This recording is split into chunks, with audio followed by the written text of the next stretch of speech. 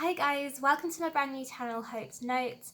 I'm Hope and here are my notes. So this is one of my first videos on this channel and this is just my point of view, my channel, my opinion, and that's pretty much it. It's completely that simple. I'm not trying to find truth, I'm not searching through DMs. I'm gonna go by things I've seen in our own community on YouTube, taken in for myself, rearranged in my head and putting back out there.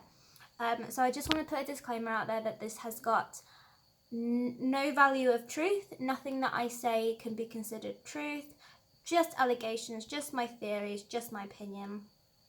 If you guys are looking for something a little bit more like digging deep into things, then I highly recommend going to see CreepShow Art and Repzilla about the topic that I'm going to talk about today. So today I want to talk about the Jeffree Star interviews with Chris Hansen and the podcast with Keemstar, FaZe Banks and Colossal. Colossal is crazy, I think that was his name. There's a few things that strike with me, and I'm just going to say that I'm not really going to be talking about the Dahvie Vanity case. If you guys want to talk about, see some interviews and see some receipts and things like that, then Repzilla and CreepShow are definitely two of the best channels to go and have a look at. And Chris Hansen did some interviews too, but we're going to talk about that as well. So yeah, grab a drink and settle down. So I have got my notes here in front of me, so please forgive me. I'm not going to edit this video at all. I'm just going to talk some rubbish, so enjoy. I want to talk first and foremost, basically just about Jeffree Star. When I went into starting to do this video, this is the first thing I want to mention, okay? So Jeffree Star went on an interview with Chris Hansen to talk about what he had or hadn't seen in relation to the Dahvie Vanity allegations. I believe there's been over 20 allegations towards him, and someone who has been in very close proximity at the times of those allegations, when those allegations should have happened. Jeffree Star was someone who was very close to Dahvie at the time. Now, I think everyone was expecting, well, I don't know, I was naive. I was expecting Jeffree Star to go on to this interview with Chris Hansen and, I don't want to say spill tea because I feel like that's a little bit offensive, but to the survivors, but give us something. Give us something to go off of, like give us something to do with Dahvie Vanity. Excuse me. Give us something to do with it, to do with the case, just to help. Where really Jeffree just spent the whole time, it was pretty much a PR stunt. He spent the whole time talking about himself, his brand, how amazing he is now, how he got out of a rut and how he's now a changed man from he was 10 years ago. And I think that's amazing. But I don't feel like it was necessary at this time to come out with a success story. And that's what the Chris Hansen interview kind of felt like for me. It felt like a success story when I was just a little bit like, why are you on the defensive about your relationship with Dahvie, that you didn't see anything, when you have tweets saying that you saw something, but now you're saying that you haven't seen anything? And keep that bit in mind because we're going to talk about that again, okay? So keep the tweet in the noggin. So when I decided, okay, I've watched enough videos, I've watched so many people talking about this, I'm going to do some research myself. Now, I don't know what you guys do. Obviously, you can go on YouTube, Twitter. I don't have Twitter. I'm sad like that. But the couple of things that you would do is watch YouTube videos, which I already have done. I have watched hours and hours and hours about this topic. I don't have Twitter. So I thought, and I have my laptop in front of me here, I thought I would Google Jeffree Star, just to see if something came up about the case. And before I could even scroll down, there were 3 articles. Now, anyone would maybe think, oh, he was talking about Dahvie Vanity and about the allegations and about the survivors and how much he wants Dahvie to rot in jail and how much he deserves to die. Those words came out of Jeffree's mouth. He wants Dahvie to die. He thinks Dahvie Vanity deserves to die. At the moment, I'm not going to comment on those things. I may put that in another video, but we're talking about Jeffree Star. And I'm not scared of the stands. I don't even live in America. I live in Spain, so nothing is going to affect me whatsoever. I just need to get my opinion out of me because nobody cares. So I'm going to put it on YouTube. So before I could even start looking for any evidence that I wanted to look for, anything to do with Dahvie Vanity, 3 articles came up. The Insider, Jeffree Star claims he has recording from a victim of James Charles. Cosmopolitan, Jeffree Star admits he's not friends with Tati Westbrook. And E! News, Jeffree Star just spilled more tea on his feud with James Charles. Why? Why are the first 3 top stories that I see when I search for Jeffree Star are all about James Charles and Tati Westbrook? Like, I'm sure that happened a year ago, no? Like a whole year ago. Like, that is some cold tea. Cold, freezing tea. And it just made me think, like, why now? Why are you using this opportunity now to defend yourself, not help the victims in the Dahvie Vanity case? I'm not saying whether he's lying or not. I'm just saying if he had nothing to say, why did he even go on Chris Hansen in the first place? Just to defend himself? He could have made a video on his own channel defending himself and given the proceeds of that video to the victims. He could have paid for their lawyers, anything. He could have done something so good by defending himself. I'm not saying he doesn't deserve to defend himself. He certainly does deserve to defend himself.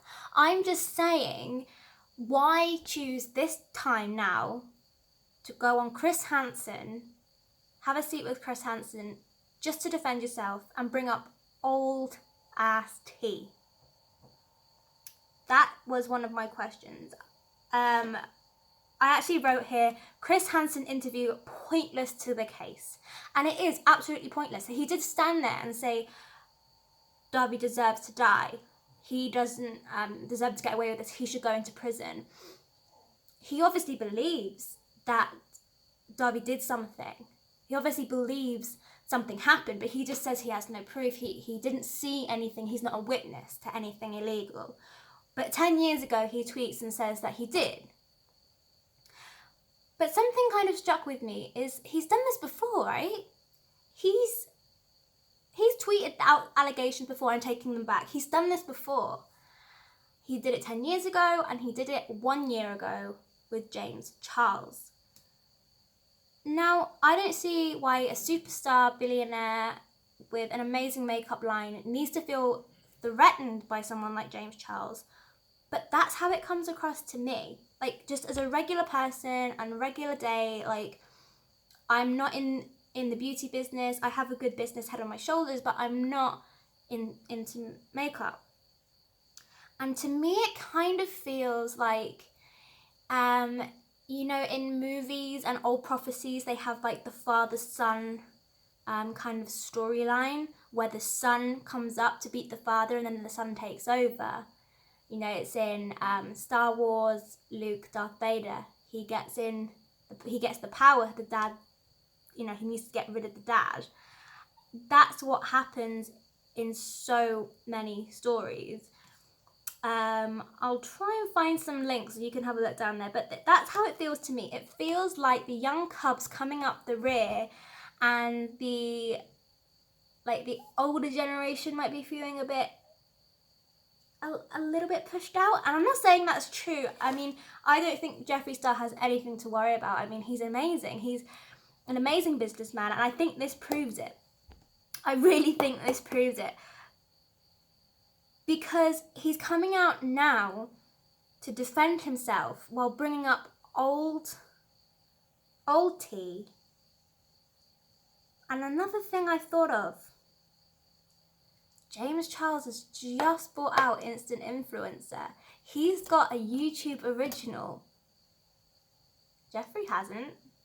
So I don't think it has anything to do with money, and Jeffree has actually said this before, especially to do with Blood on the Dance Floor. It's not to do with money. He's very proud, and it hasn't got to do with money. It hasn't got to do with cash. He has enough of that.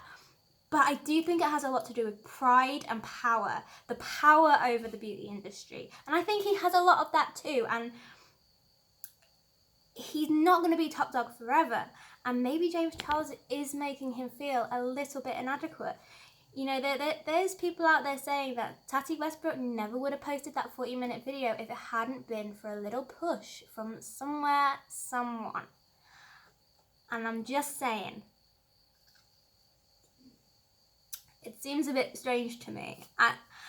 And that's just something I haven't seen on YouTube. I haven't seen anyone talk about that on YouTube. I have a great respect for the survivors of Dahvie Vanity, and I completely, I do believe in their words and believe in their accusations, but I'm just wanting to look at this from a different point of view.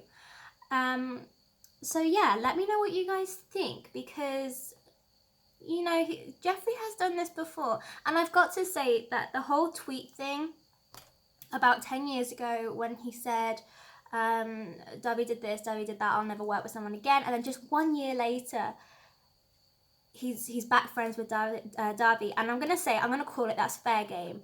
You know, people say things, that they don't agree with, they say things at the spur of the moment, and a lot of people say things because other people do, and they have a lot of influence over them.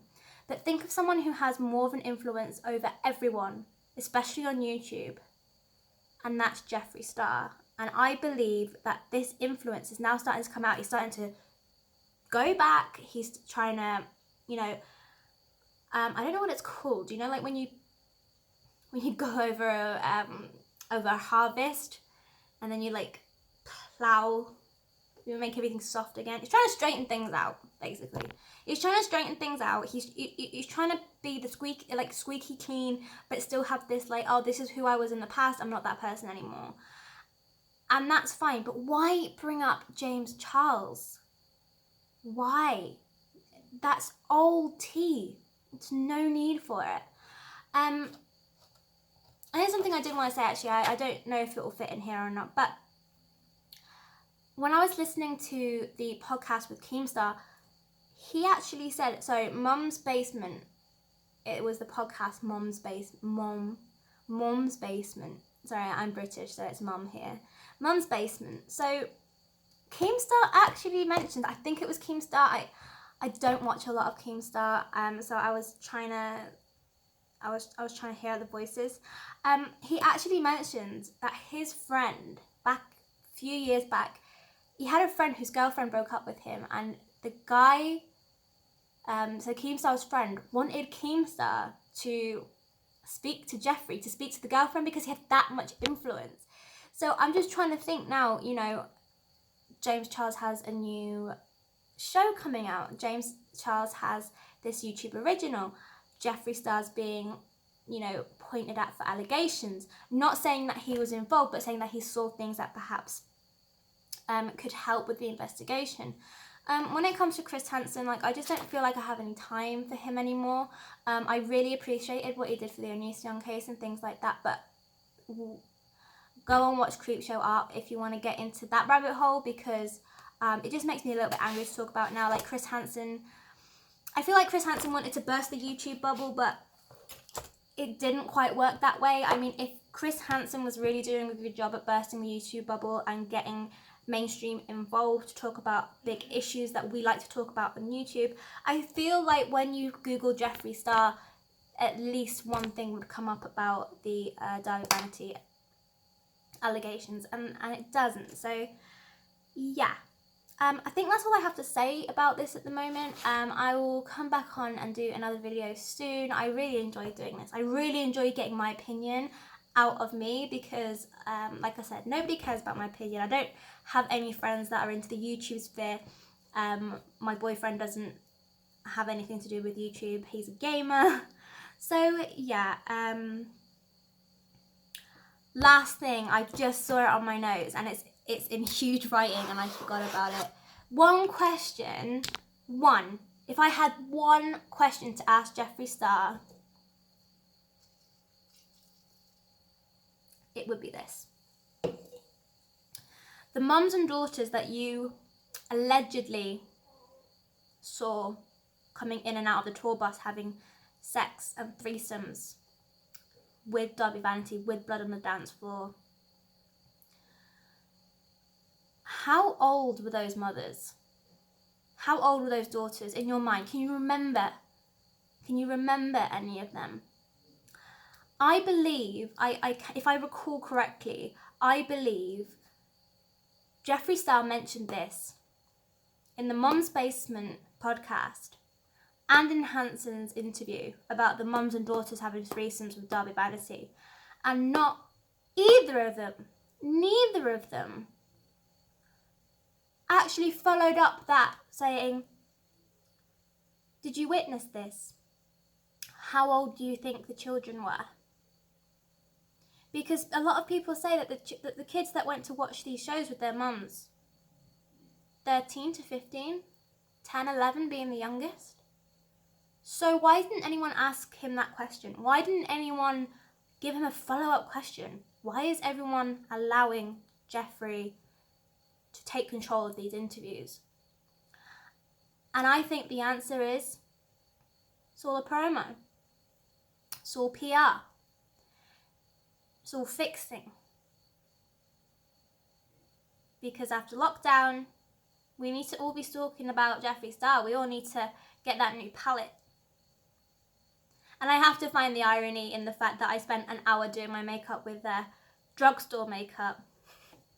Probably all my makeup cost about $50. And I'm talking about the biggest makeup artist on YouTube. But, all that being said, please like this video, guys. Please leave me a comment down below about what you think of this. This is my first video. I just wanted to have a chat with you guys. And, yeah. Let me know what you think. And share away. Talk about it. I think that's everything. Have a great night, guys. What a bad outro. See you.